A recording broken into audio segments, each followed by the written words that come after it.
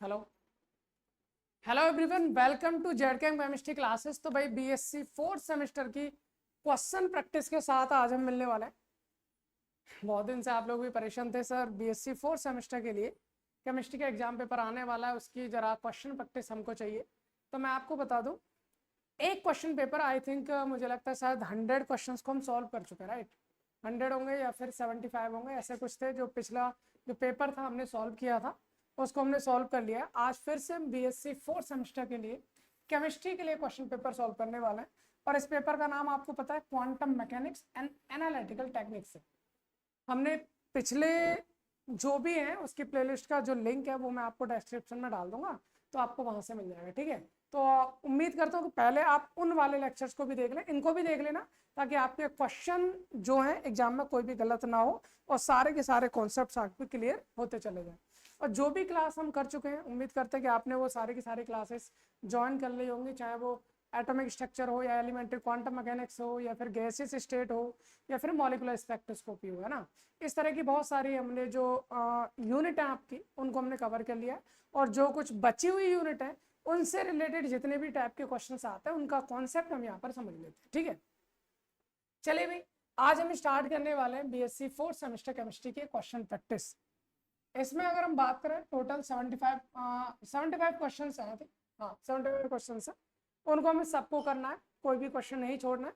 तो पहले क्वेश्चन से हम स्टार्टिंग करते हैं, ठीक है। टाइम वेस्ट बिल्कुल नहीं करेंगे, क्योंकि आपको पता है हम किस तरह से करते हैं। अगर आपने पहले क्वेश्चन प्रैक्टिस के लेक्चर सारे के सारे देख रखे हैं, तो आपको बहुत अच्छे से पता होगा किस तरह से हमें सॉल्व करना है। क्योंकि जो टॉपिक हमने पढ़ा है उसको तो करना ही है, साथ के साथ जो टॉपिक अभी तक हमने नहीं पढ़े हैं उससे रिलेटेड कॉन्सेप्ट जो है वो भी हम यही के यही समझेंगे, ठीक है। चलिए भाई, पहला क्वेश्चन आज का हमारा था, equation mv square is equal to 2h nu minus nu not is known as. इनमें से कौन सा ऑप्शन है जो इस इक्वेशन को फॉलो करता है? जो इस इक्वेशन को फॉलो करता है वो इनमें से कौन सा हमारे पास क्या है ऑप्शन है, ये हमें बताना है। तो अगर आप देखो तो बहुत आसानी से इसको बता सकते हो। अगर आपको नहीं पता है तो मैं आपको बता दूं, ये हमारे पास एक फोटो इलेक्ट्रिक इफेक्ट से रिलेटेड है। आइंस्टीन फोटो इलेक्ट्रिक इक्वेशन इसको हम कहते हैं। अच्छा, ये आंसर हमारा आया कैसे, जरा इसके बारे में जान लेते हैं। जरा देखिएगा किस तरह से आया। आपने फोटो इलेक्ट्रिक इफेक्ट के बारे में, हालांकि मैं बहुत डिटेल से इस चीज को बता चुका हूँ, और बता चुका हूँ तो जाहिर सी बात है भाई, जब पहले इस चीज के बारे में जान चुके हैं, या पहले इस चीज के बारे में जान चुके हैं, तो हम उतना डिटेल से तो नहीं करेंगे, लेकिन कोशिश करेंगे पूरी तरह से अच्छे से समझ में आ जाए। मान लीजिए हमारे पास में ये कोई मेटल सरफेस है, this is a metal surface, okay. ये मेटल सरफेस है और इसमें यहाँ पर हमारे पास कोई इलेक्ट्रॉन है। भाई मेटल है, इलेक्ट्रॉन को लूज कर सकता है, तो भाई मेटल सरफेस पर इलेक्ट्रॉन है हमारे पास। अगर मैं इस पर कोई भी क्या डालता हूँ, वेव डालता हूँ। भाई मैंने इलेक्ट्रोमैग्नेटिक रेडिएशन डाली, जिसकी एनर्जी मैंने एच न्यू ले रखी। अब जब ये मेटल प्लेट पर जब कोई इलेक्ट्रोमैग्नेटिक रेडिएशन डाली जाती है, तो वो इलेक्ट्रोमैग्नेटिक रेडिएशन क्या करेगी, जब मेटल पे आएगी तो इसके पास कोई ना कोई एनर्जी होती है। जब वो एनर्जी इस इलेक्ट्रॉन से टकराएगी, तो वो जो एनर्जी है वो इलेक्ट्रॉन को दे दी जाएगी। जब इलेक्ट्रॉन के पास एनर्जी आएगी तो वो इस जगह नहीं रुकेगा, वो यहां से निकल कर भागेगा। पहले तो जब ये इलेक्ट्रॉन जाएगा तो सरफेस तक जाएगा, और सरफेस के बाद में क्या करेगा, भाग जाएगा। कुल मिलाकर कहने का ये है कि यहाँ पर जो एनर्जी हमारे पास आ रही है, ये जो एनर्जी आई है एच न्यू, ये आने के बाद दो भागों में बटी। पहले तो इस सरफेस तक पहुंचने में, मतलब यहाँ थ्रेशोल्ड तक पहुंचने में, दहलीज तक पहुंचने में, इसकी जो एनर्जी है उसको हम एच न्यू नॉट लेते हैं, और बाकी एनर्जी कहाँ खर्च होती है, इसको भागने में, मतलब इसकी काइनेटिक एनर्जी में। अगर मैं यहाँ से एक इक्वेशन लिखना चाहूँ, तो मैं ये कहूंगा सर, जो मेरे पास एच न्यू एनर्जी है वो दो पार्ट में डिवाइडेड है। एक एच न्यू नॉट में खर्च हुई, दूसरा काइनेटिक एनर्जी में खर्च हुई। अगर मैं काइनेटिक एनर्जी निकालना चाहूँ तो काइनेटिक एनर्जी क्या हो जाएगी भाई, एच न्यू, और ये प्लस वाला इधर जाके हो जाएगा माइनस, यानी कि एच न्यू नॉट, राइट। मतलब काइनेटिक एनर्जी इक्वल टू, अगर मैं यहाँ से एच को कॉमन ले लूँ तो न्यू माइनस न्यू नॉट हो जाता है, बिल्कुल हो जाता है। हमको पता है सर, जो काइनेटिक एनर्जी होती है ना, उसको हम 1/2 mv² के नाम से जानते हैं, हाफ mv²। और हाफ mv² इक्वल टू कितना होगा हमारे पास, h nu minus nu naught, यही हो जाएगा।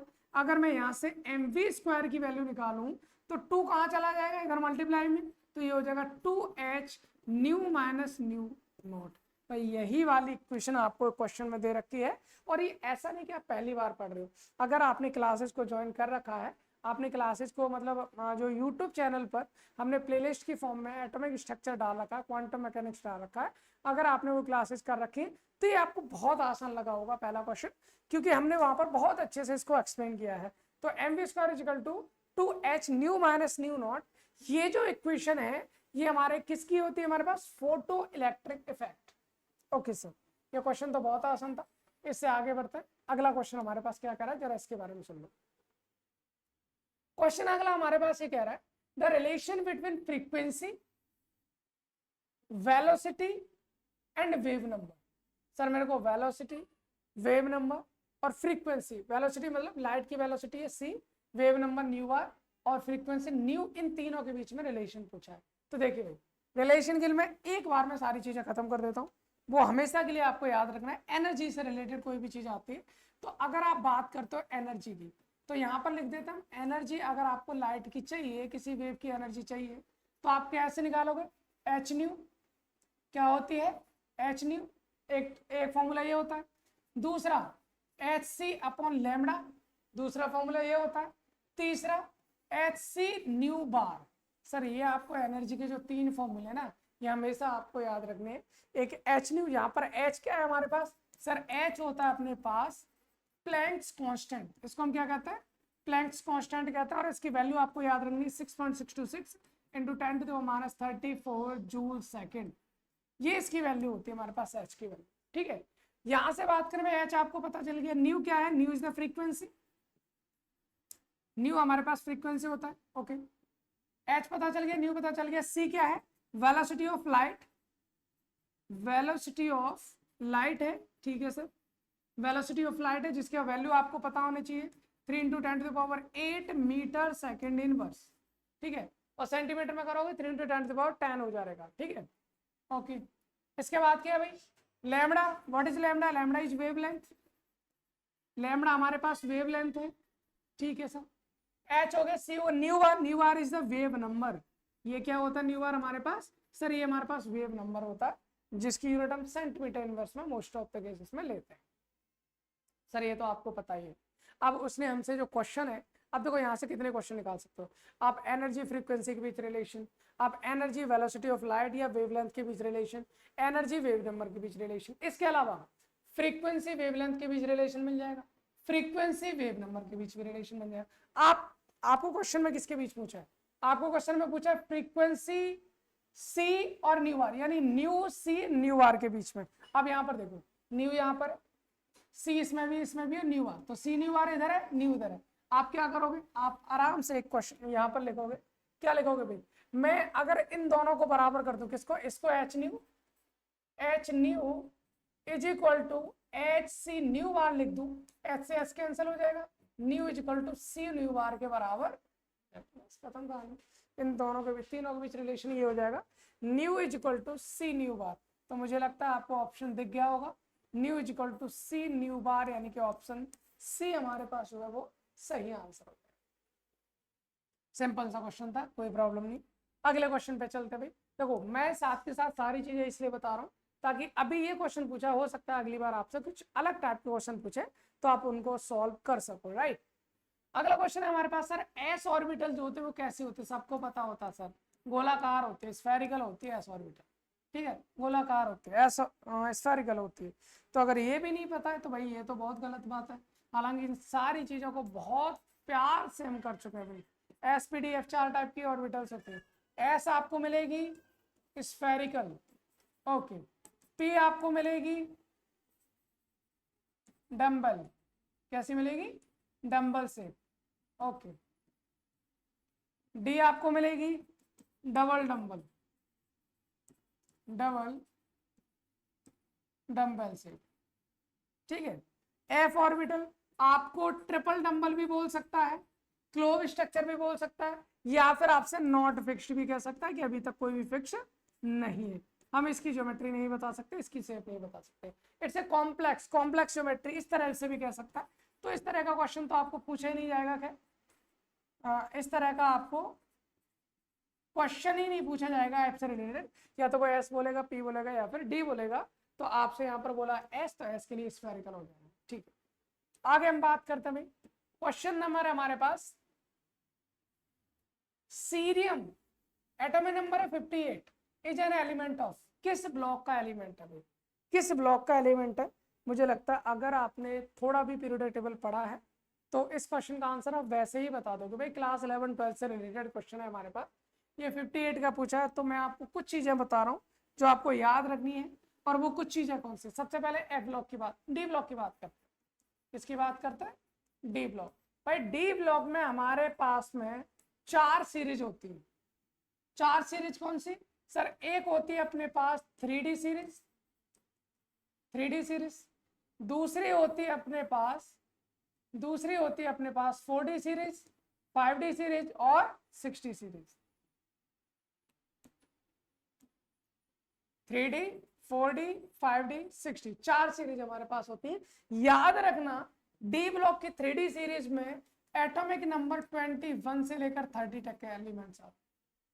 इसके बाद 4D में आपके पास 39 से लेकर 48 तक के एलिमेंट्स आते हैं।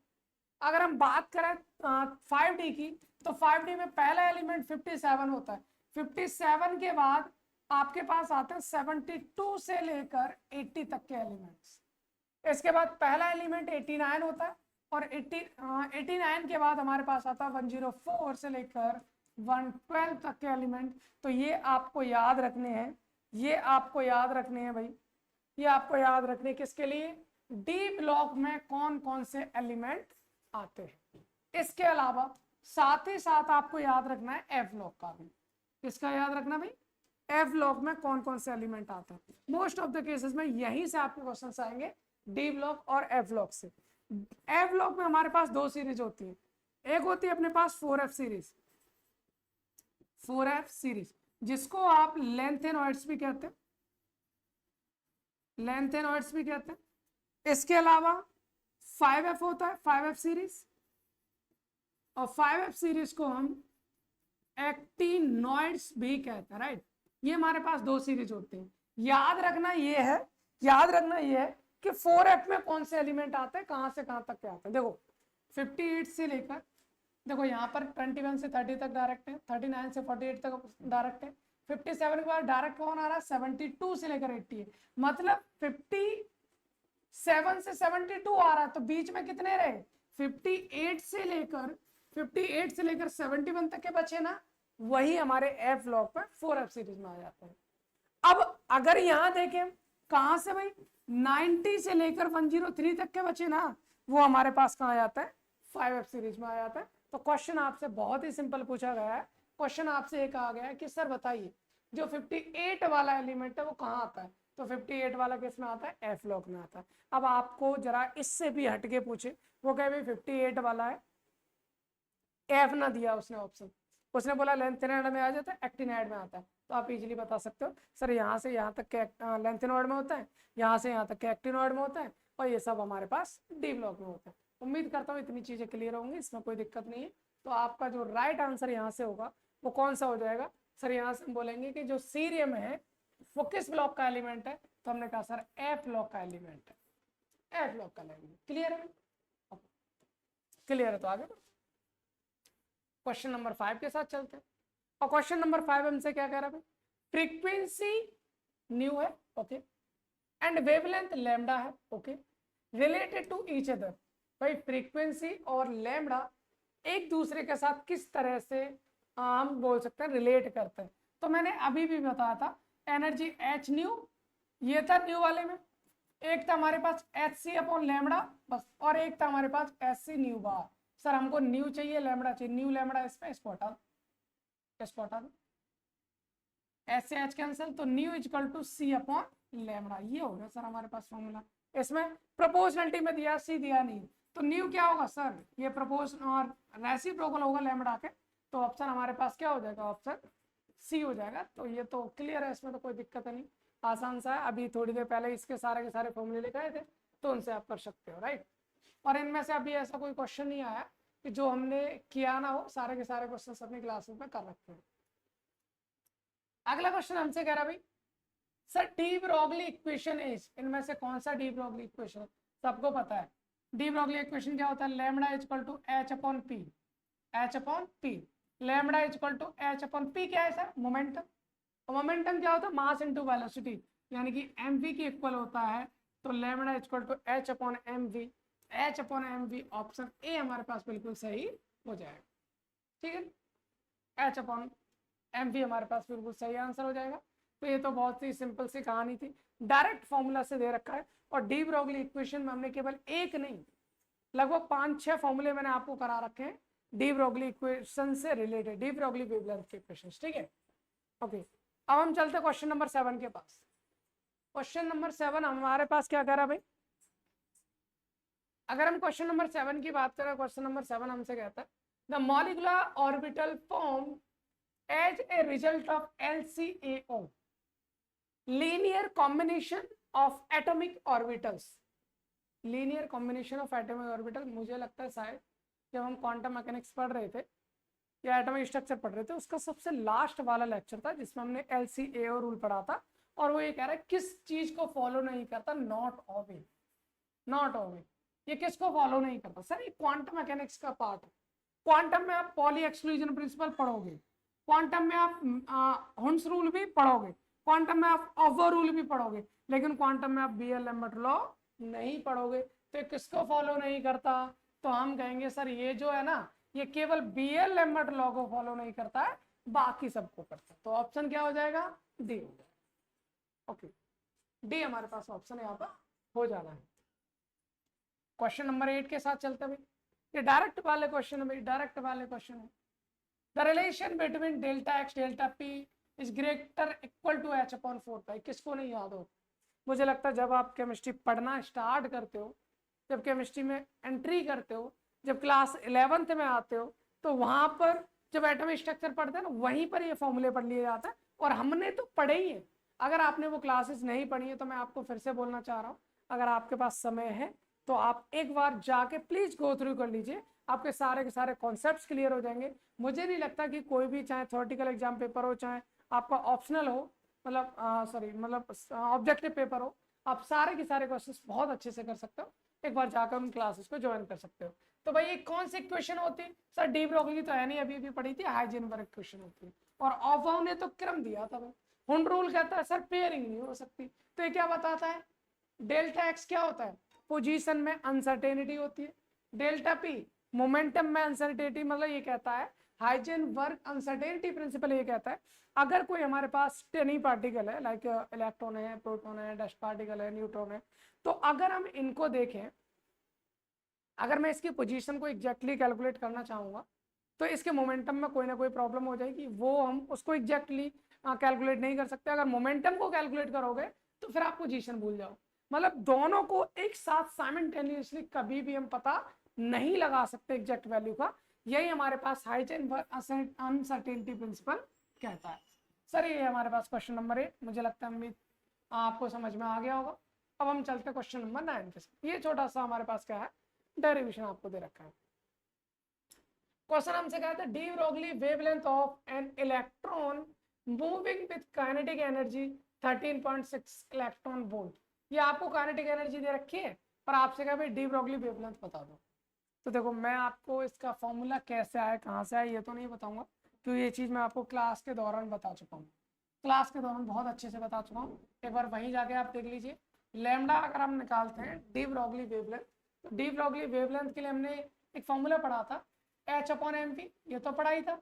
जब हम इसको आगे डिराइव करके ले गए थे तो H upon root 2m into kinetic energy. Sir ये भी हमने एक फॉर्मूला पढ़ा था, ये भी हमने एक फॉर्मूला पढ़ा था। ये हमसे किसके लिए पूछे जरा एक बात बताओ, किसके लिए पूछा भैया बताओ।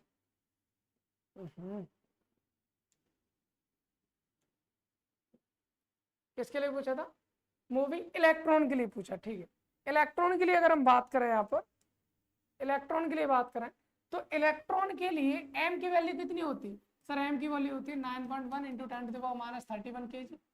ओके, एच की वैल्यू आपको पता है कितनी होती है, 6.626 into 10⁻34 joule second. Okay, H पता चल गया, एम पता है, काइनेटिक एनर्जी आपको दे रखी है 13.6 इलेक्ट्रॉन वोल्ट। ओके, जब आप इन सारी वैल्यूज को यहाँ पर रख दोगे तो मैं आपको डायरेक्ट फॉर्मूला बता रहा हूँ, आपको कैलकुलेट नहीं करना, मैं कैलकुलेट करके दे रहा हूँ।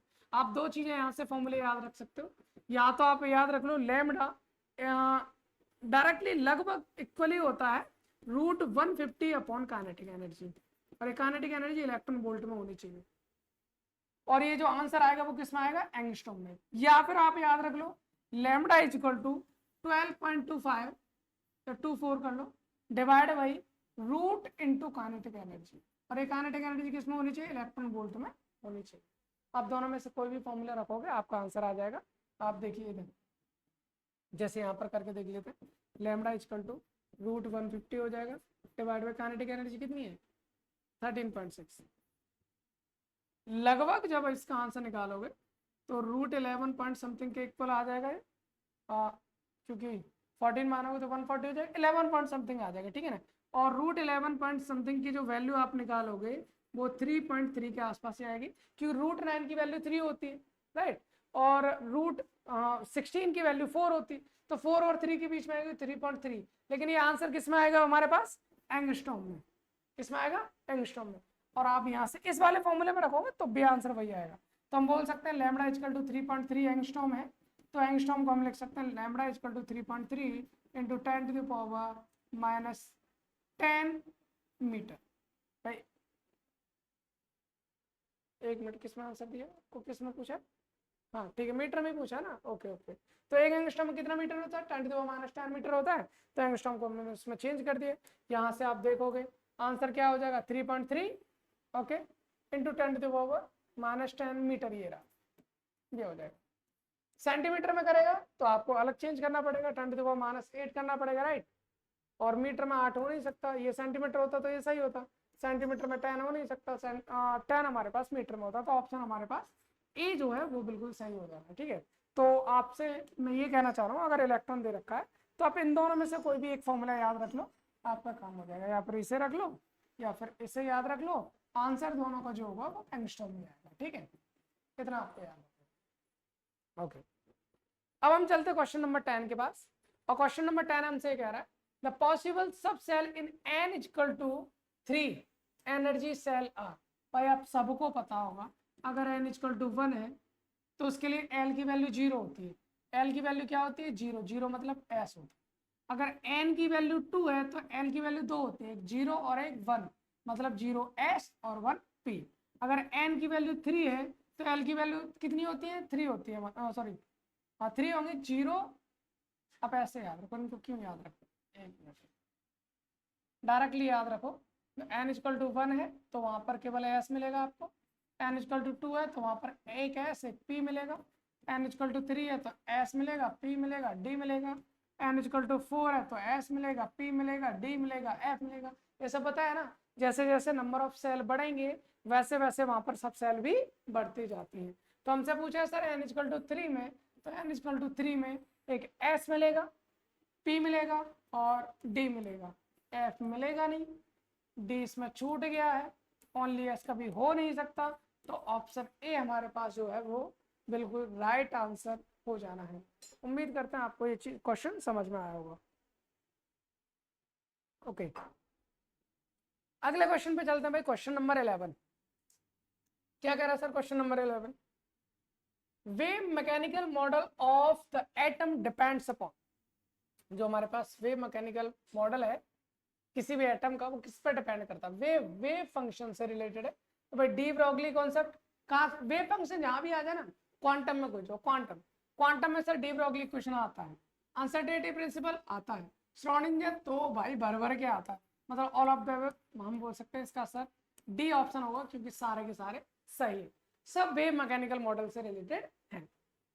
ओके, अगला क्वेश्चन हमसे क्या कह रहा है भाई, अगला क्वेश्चन हमसे कह रहा था value of Laplacian operator del inverse del square, ये किसके बराबर होता है। तो ये तो हम आपको बता चुके थे भाई, ये हम आपको बता चुके थे, जो हमारे पास लाप्लासियन ऑपरेटर होता है 3 डायरेक्शन होती है, उसका डबल डेरिवेटिव लेना है, एक्स के रेस्पेक्ट में, वाई के भी और जेड के भी, तीनों को जोड़ दो। तो del square upon del X square plus del square upon del Y square plus del square upon del Z square, तीनों डायरेक्शंस को रिलेटेड कर दो, हो गया। कौन से? एक ही ऑप्शन है, बाकी में दो दे रखे हैं और प्लस और लगा रखा है, मतलब प्लस तो ये मतलब दो ही में लगा रखा है, X Y, Y Z, Z X ना, ये तीनों हो ही नहीं सकती। कौन सी होगी? तीनों चाहिए, मैं लाप्लासियन ऑपरेटर में खत्म, बस हो गया, पहले ऑप्शन हो जाएगा। क्वेश्चन नंबर 13, 12 होगा, ओके। क्वेश्चन नंबर 13 हमसे क्या कह रहा है? Sir wave scattering angle is zero, wave scattering angle कितना दे रखा है? जीरो, मतलब थीटा की वैल्यू कितनी है? 0 degree, okay. Then the Compton shift as, Compton effect पढ़ाया था, बिल्कुल पढ़ाया था। कॉम्पटन इफेक्ट का फॉर्मूला क्या था भाई? अगर हम कॉम्पटन इफेक्ट के फॉर्मूले को याद करने की कोशिश करें तो हमने जाना तभी कॉम्पटन शिफ्ट जो होगी डेल्टा लैम्डा, वो बराबर होती है हमारे पास किसके? एच अपॉन एम सी, और ये हमारे पास था 1 माइनस कॉस थीटा। भाई आपको कोई वैल्यू नहीं रखनी, आप सीधा कर दो delta lambda equal to H upon M C 1 minus cos zero, और कॉस जीरो की वैल्यू कितनी होती है? 0 है ना, बिल्कुल, और कॉस जीरो की वैल्यू 1 होती है, सबको पता है। Delta lambda equal to H upon M C, यहाँ पर हो जाएगा 1 माइनस कॉस जीरो की वैल्यू हो जाएगी 1, 1 में से 1 गया तो क्या हो जाएगा? 0, टोटल कितना हो गया? 0, तो डेल्टा लैम्डा भी कितना हो जाएगा? 0 हो जाएगा। भाई मैंने आपको 90 डिग्री पे लैम्डा कितना होगा वो भी बताया था, 180 डिग्री पे लैम्डा कितना होगा ये भी बताया था, 0 डिग्री पे लैम्डा कितना होगा ये भी बताया। तो इसका सही आंसर क्या हो जाएगा मेरे पास?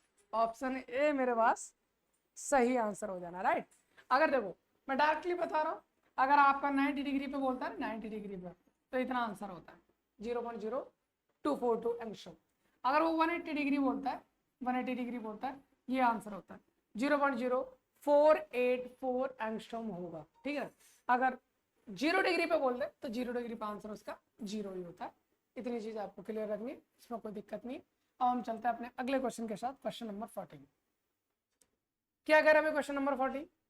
Black body emits, black body क्या इमिट करती है? Line spectrum, band spectrum, mix या कॉन्टिन्यूस? भाई ब्लैक बॉडी जो होता है ना, एक हमारे पास हम बोल सकते हैं कि आइडियल सिस्टम होता है। क्या होता है हमारे पास? एक आइडियल सिस्टम होता है जिसको मान के चलते हैं, और आइडियल में कोई बैंड नहीं, कोई लाइन नहीं, कुछ मिक्स नहीं, सब कुछ क्या चलता है? जो भी रेज हमारे पास इमिट होती हैं वो एक कॉन्टिन्यूस मैनर में होती हैं। और हमने ब्लैक बॉडी रेडिएशन बहुत अच्छे से कराया था, आपको नोट्स भी उसमें लिख कर दिए थे हमने, है ना। तो ये कॉन्टिन्यूस स्पेक्ट्रम होता है, डी ऑप्शन हमारे पास इसका सही आंसर हो जाएगा। Question number 15, Compton equation is, अरे अभी तो बताई थी भाई, delta lambda equal to 1 upon M C 1 minus cos theta, पहला ही हो जाएगा, पहला ही हो जाएगा। या प्लस लग रहा है इसलिए गलत हो गया, साइन थीटा होता ही नहीं, होता है तो अलग फॉर्मूला बनेगा, डन तो है नहीं, तो ऑप्शन ए हमारे पास हो जाना है। एक बार टाइम देख लेते कितना होता है हमारे पास, अगर हम टाइम देखें बताइए तो किधर गया? 28 मिनट्स। चलो कुछ क्वेश्चन और करते हैं, फिर उसके बाद आगे करेंगे, कुछ क्वेश्चन और करते हैं। इससे पहले एक लेक्चर में हम केवल 10 क्वेश्चन करा रहे थे, पर अभी हम सोच रहे हैं कि ज़्यादा लेक्चर्स आ नहीं पाए तब से, काफ़ी टाइम से, इसलिए ज़्यादा क्वेश्चन सॉल्व कर लेते, क्या दिक्कत है मेरे पास, है ना। चलिए क्वेश्चन है हमारे पास 16, क्वेश्चन नंबर 16 हमसे क्या कह रहा है भाई? Wave function in quantum mechanics represent, wave function क्या बताता है भाई? ये पहले ही बताया था, स्टेट ऑफ द सिस्टम बताता है। वेव फंक्शन आपकी किसी भी सिस्टम की स्टेट को एक्सप्लेन करता है, खत्म कहानी।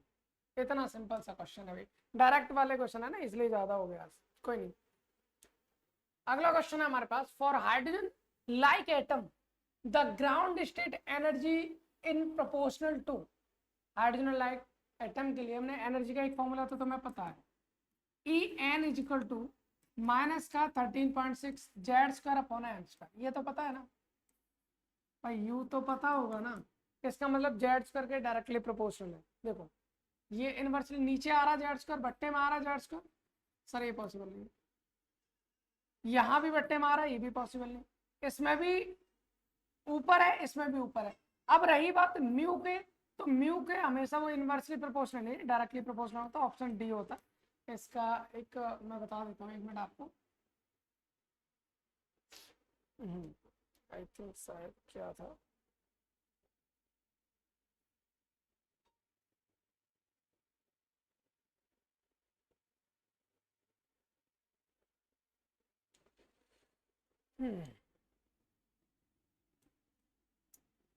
ई N is equal to minus का ये था हमारे पास,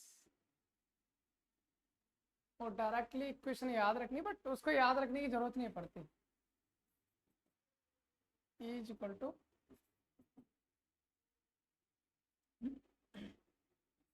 म्यू ई की पावर 4 माइनस होता but upon 8 epsilon naught square, और यहाँ हो जाता हमारे पास एच स्क्वायर, राइट, ठीक। और ये होता है Z square upon N square, if I am not wrong. ये हमारे पास बिल्कुल सही इक्वेशन है। जब हम इसको सॉल्व करते हैं ना, जब हम इसको सॉल्व करते हैं तो minus 13.6 Z square upon N square के बराबर आ जाता है, Z square upon N square के बराबर हो जाता है। लेकिन यहाँ पर जो आंसर आएगा वो इलेक्ट्रॉन वोल्ट में आता है, बस इतना ध्यान रखना, ठीक है। ये हमारे पास होता है। तो अगर हम यहाँ की बात करें, इसको याद भी रखना, इतना याद रखो, यहाँ पर एक्चुअल में म्यू जो होता है वो भी डायरेक्टली प्रोपोर्शनल है। तो यहाँ से अगर हम ई आर निकाला तो डायरेक्टली प्रोपोर्शनल हो जाएगा म्यू जेड स्क्वायर के, बस और कुछ नहीं। तो म्यू जेड स्क्वायर इसका राइट आंसर हो जाएगा। अब डायरेक्टली याद रख सकते हो, ऑप्शन नंबर डी हो जाएगा इसका। अब हमारे पास था angular part of atomic orbital, wave function depends only angular part. देखो वेव फंक्शन जब हम बता रहे थे तो आपको बताता कि वेव फंक्शन को हम दो पार्ट्स में कैटेगराइज करते हैं, एक होता है हमारे पास रेडियल फंक्शन, एक होता है हमारे पास एंगुलर फंक्शन, ठीक है ना। और रेडियल फंक्शन और एंगुलर फंक्शन की बात करें, देखिए हमने आपको बताया था कि जब हम वेव फंक्शन की बात करते हैं साई की, तो साई को हमने दो पार्ट में डिवाइड किया था। एक था हमारे पास रेडियल फंक्शन,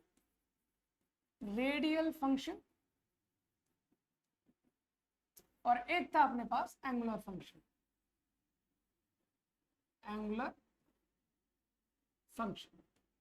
रेडियल फंक्शन की अगर हम बात करें तो वहां पर हमने ये कहा था कैपिटल आर से, हालांकि दिखाते थे उसको आर और ब्रैकेट में लिख लेते एन एल, अगर आपको याद होगा था ना। और एंगुलर वेव फंक्शन को हम किससे दिखाते थे, वाई से, और ब्रैकेट में यहाँ पर लिखते थे एल इंटू एम, ये आपको याद। तो यहाँ से ये चीज क्लियर थी हमारे पास कि रेडियल फंक्शन जो होता है वो प्रिंसिपल क्वांटम नंबर एन और एजीमुथल क्वांटम नंबर एल पर डिपेंड करता है, या इनको एक्सप्लेन करता है। एंगुलर वेव फंक्शन जो होता है वो हमारे पास एल एम का मतलब एजीमुथल क्वांटम नंबर एल और मैग्नीट्यूड क्वांटम नंबर एम को डिपेंड करता है। यहाँ पर एस से कोई लेना देना नहीं था। तो यहाँ से अगर हम बात करें कि जो हमारे पास एंगुलर पार्ट है किसी भी एटॉमिक ऑर्बिटल के वेव फंक्शन का, वो केवल एम नहीं करता, वो एन और एम दोनों करता है। एन से कोई लेना देना नहीं है, उसको एन से कोई लेना देना नहीं है, क्योंकि एन डिपेंड करता है रेडियस पर, यानी रेडियल वेव फंक्शन पर डिपेंड। ओके, इतना सिंपल सी कहानी थी, कोई दिक्कत नहीं, आगे चलते। क्वेश्चन नंबर हमारे पास 19, और क्वेश्चन नंबर 19 हमसे क्या था, वेव फंक्शन ऑफ ए अच्छा ये वाला है श्रोडिंगर वेव इक्वेशन। ओके, ये श्रोडिंगर वेव इक्वेशन दे रखी है, उसमें बताना है ये क्या है। Del square psi upon del X square plus del square psi upon del Y square plus del square psi upon del Z square plus 8 pi square M upon H square E minus V psi equal to क्या होता है, equal to क्या होता है, 0 होता है। तो बस सबको पता है सर, आंसर कितना आ जाएगा, 0 आ जाएगा, ठीक है। ओके, क्वेश्चन नंबर 20 की तरफ चलते हैं।